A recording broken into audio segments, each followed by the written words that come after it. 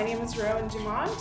I'm an artist philosopher. I live here in Brooklyn. I was born in San Antonio, Texas in 1980.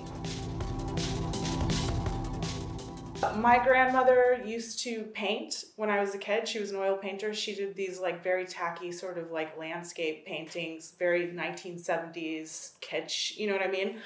And so when I was about 14 or 15, she gifted me a bunch of her oil paints, and I had absolutely no idea how to paint at the time.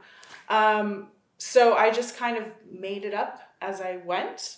But I didn't actually become a trained painter or artist until I went to art school when I was in my early 20s. So that's kind of, I guess, the short version of how I became an artist.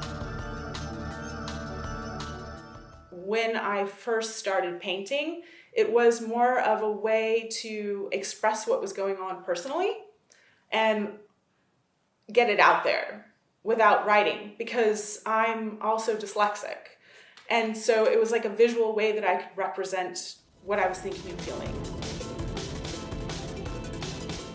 Her name is Solas Dumont, and she had the largest talent agency for actors in Texas. So Tommy Lee Jones was represented by her agency, and I actually started working for her when I was 12 in her office, helping to run her talent agency. So I grew up around actors and people who are more in the performing arts. Her father is Cherokee Indian, and they used to travel around the country from place to place, basically picking up odd jobs, things like that. And then when she was 15, she left home and she put herself through college. And mind you, this is she was born in 1938, so for her doing this at such a young age as a woman and being half Native American was a pretty big deal. She herself was a very creative human and very about women's rights, and so that definitely inspired me to be who I am today. I used to be a professor, and I actually quit being a professor because of this. So it's so ingrained in us that we have to fit into this box and we have to be this one thing. So you have to be a designer, or you have to be a nurse, or you have to be something that makes you productive and normalized in this society. But as humans, we don't function that way. And especially now in 2020, you have to be a multi-layered, you can't just be a flat object. Two-dimensional. You have to be so many things. And I think that we have to change our way of thinking as a society in order to incorporate the fact that nobody is the same and everybody is connected at the same time, because we are all so many things.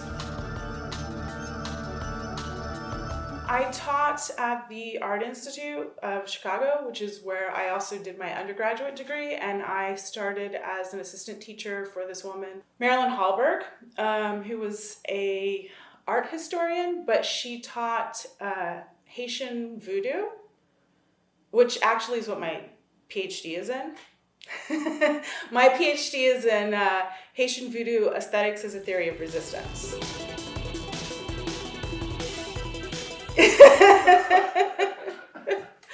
So I started working for her as her assistant. She had the largest collection of Haitian art flags, and they're hand beaded flags in the entire country. I gave workshops in wet plate collodion in Los Angeles, and I used to teach cyanotype photography in Birmingham in the UK as well. So, but teaching the way that I like to teach, I like to be very hands-on with my students. I like to also write my own curriculum because I like to think outside the box. So I think students need to think outside the box. They're not going to survive if they don't think outside the box, because the world is not easy. And so a lot of universities here don't allow the professors to teach that way. And I often used to meet with my students outside of school. I would take them on museum trips. that were not part of the program, and I got in a lot of trouble for that here in the United States. In Europe, it's fine. So I quit teaching because I refuse to force students to be in that box. Michael Garlington. So he actually was my professor for a while, and he taught me medium and large format photography. He has work in the Smithsonian. He actually started out working at Burning Man and creating like these installations and doing photography and stuff like that. And then for a while, he traveled around the United States in a van with his medium format camera in the back of the van, and he would photograph people around the country, and he covered his entire van with his photos, so the portraits of the people that he took. And there's no way that I could properly describe his work. Like, you just have to look it up. Alan Barnes taught me wet plate photography. I probably wouldn't be the artist I am today without him. Gottfried Helflein as his assistant for a long time, and I feel like in America, some people have heard of him, but he's not that popular, but he's probably the most famous living artist in Austria. Everybody's gonna know the one painting he did because he designed sort of Marilyn Manson's look.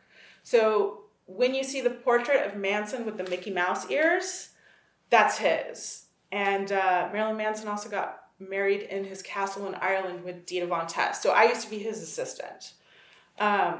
And I would say working with him and working with the other artists and people like Marilyn Hallberg or Otto Irvine, the decadence curator I used to work for, those people may not be as famous as Picasso, but to me, they are more inspiring because I wouldn't be who I am today without them. These days, I spend most of my time writing because I'm working my PhD, like I said. But when I'm not writing, I would say installation. I would say the collection of portraits that I did of artists in Los Angeles before I moved here is probably, in my opinion, my most important work.